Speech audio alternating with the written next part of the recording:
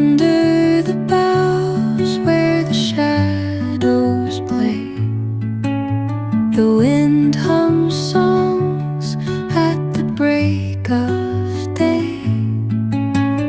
Whispering pines, secrets untold, carrying tales only the forest holds.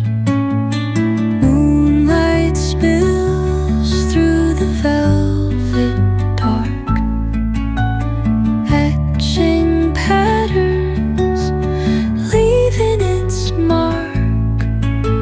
The roots stretch deep, the earth's gentle sigh, a lullaby sung to the open sky.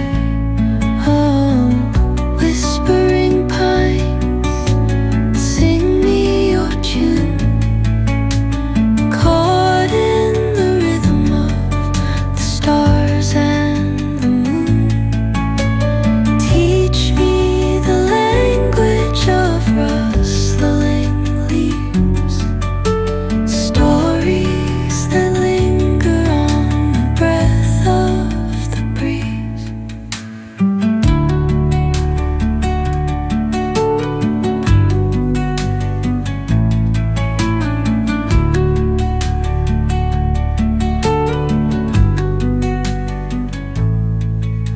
The dawn paints gold on the mountain's crown, while rivers whisper truth as they flow down.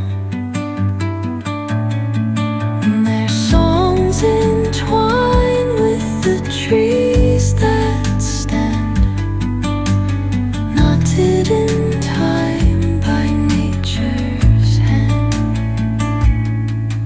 Each echoing step on the forest floor